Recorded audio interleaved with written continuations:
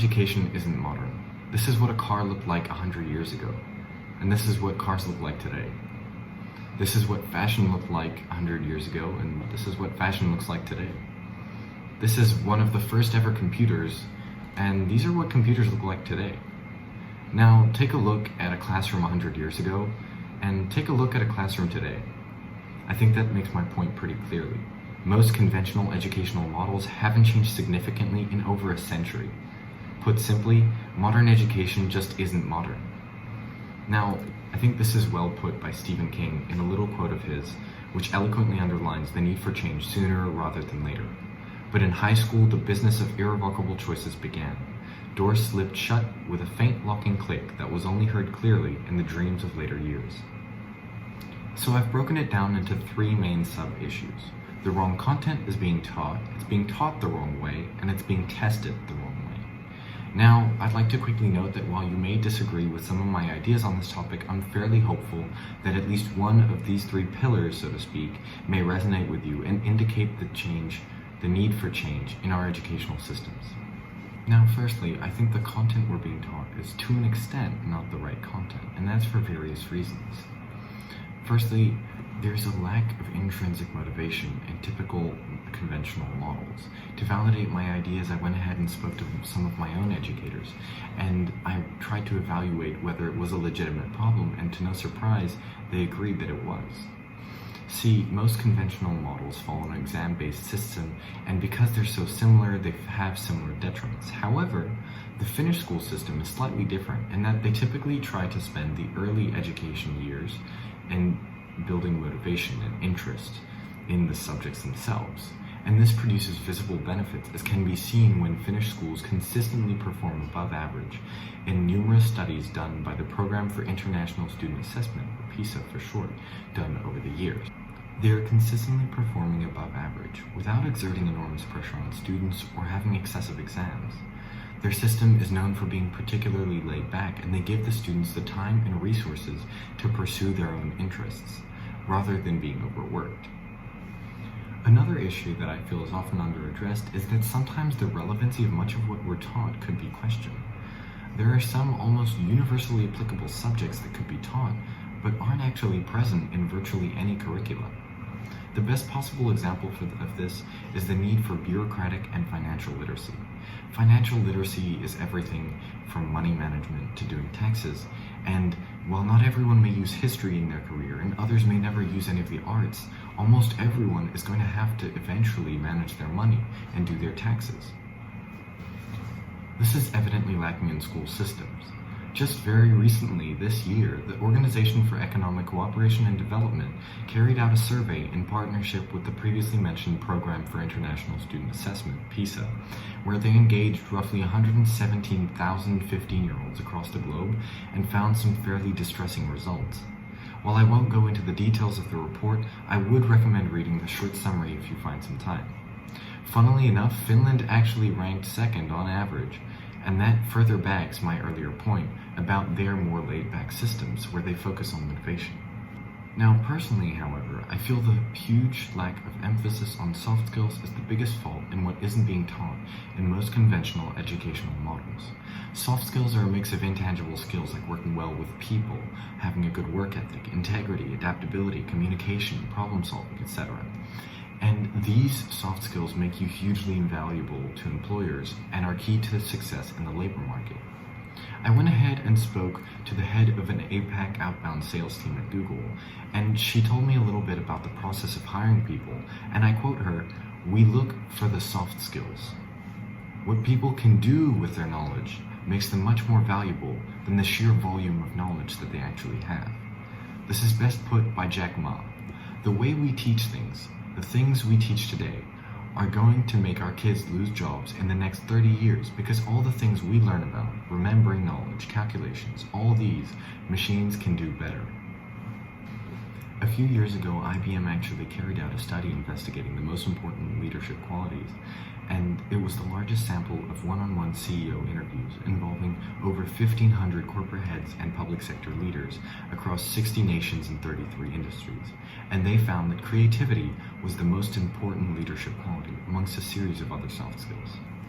If the IBM study didn't convince you, the World Economic Forum wrote a report titled The Future of Jobs back in 2016, where they attempted to evaluate the most important qualities for employment, and they made their predictions for the year 2020. In both lists, they're all key soft skills, often neglected in education systems. The next big issue with our current education, I think, is teaching, the way that we're taught. And this isn't always the educator's fault, as often they can be forced to teach like this due to the conditions of the system. One issue that I think is often overlooked is the duration of class. Marty Lobdell, a psychology professor with over 40 years of experience, did a lecture on how long a student can actually remain focused and learning. And he referenced a study that found that students can only typically retain new information when doing an activity like reading, for example, during the first 25 to 30 minutes. Yet, despite this, most schools have classes that are 45 to 75 minutes long. Next, there's the question of habit formation. Students are often told to revise to obtain good grades, practice specific habits to obtain particular benefits. But this is a terribly inefficient way of changing students' behavior, as is noted by numerous psychologists. David Ash, a behavioral economist, did a TED Talk where he mentions there's a fundamental flaw in the way through which we try to change people's behavior. Nearly everything, and I quote, is based on the premise that we behave rationally. According to him, everything is based on this premise. If you give me information, I will process that information in my head, and my behavior will change as a result. And he goes on to explain how this is a false assumption. This is further backed again by psychologist Dan Ariely, who also did a TED Talk on how to change people's behavior, and he mentions giving information to people is just not a good recipe to change behavior. Yet we continue to give information to students, telling them to revise to get better grades or to practice a particular habit to obtain a specific benefit. But that won't change their behavior. Better research-backed practices should be further investigated and then implemented in systems. Furthermore, in this day and age, information on virtually any subject has become readily available through the internet. Tools like Google, Quizlet, and Khan Academy have made this process ever more efficient. What this means is that teachers' roles as educators must adapt accordingly to the seismic shift in the availability of information. I would even consider myself a case study at this point. See, I've taught myself programming, and I've managed to become a proper front-end developer, having worked on real projects for real companies in Singapore. And I created a website for myself to generate some credibility for myself, which I designed using professional software, all of which I learned online for absolutely no cost. It's not about programming though, because at this day and age, at this point in time, we can learn about virtually any subject online for virtually no cost. I could spend my time learning more professional skills like graphic design and social media management, or I could go deeper into more academic subjects like machine learning and neurology. The point here is that there is a huge availability of information on the internet, and educators' roles need to adapt to this change, and that hasn't happened yet. I think most crucially and fundamentally wrong, though, is that currently testing is dictating the way that we teach. The time spent in the classroom learning exam technique is concerning and unjustified, and I think it should be the other way around. What makes one successful is what they can do with their knowledge, not the sheer volume of it, and I touched on this point earlier on. We should be taught how to think for ourselves, not what to think, using our brain as a processor, not a hard disk. Moving on, I think the way through which students are tested is one of the most largest and recognized flaws in the system. Personally, I feel that it's an incredibly ineffective method of measuring one's capacities. In most orthodox exams, it doesn't accurately reflect a student's intellectual capacity nor their potential productivity in the labor market. It's also been previously noted by experts on the topic that it may play a contributing role in the disparity of performance between genders. Frederick J. Kelly was one of the original inventors of standardized testing in America, and that was a time when America had a rapid influx of students and not enough teachers, so they had to pump out students as fast as their industrial assembly lines. He later went on to say that these tests are too crude to be used and should be abandoned, but it was too late and standardized testing had been ingrained in Western education.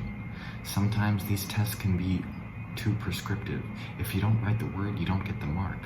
Other times it's the other way around, and it's too subjective to the examiner's moods and views, particularly in discussion-based subjects where answers are more arbitrary. Another issue is that exams are also highly time pressured, which doesn't always accurately reflect the conditions in the labor market. I took a look at some of the literature on this topic, and my findings consolidated my ideas. Exam stress is toxic. One study took a look at the particularly exam-centric approach of the Chinese schooling system, and it found that that approach can stifle a student's imagination, creativity, and sense of self, qualities crucial for a child's ultimate success in and out of the classroom.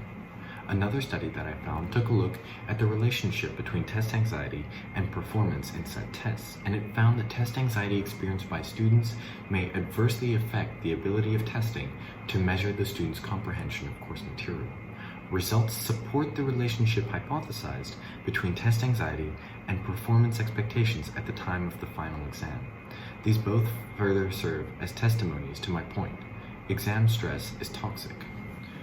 Unfortunately, I believe that in most cases, educational models built around exams end up in a toxic cycle of learn, test, forget, repeat.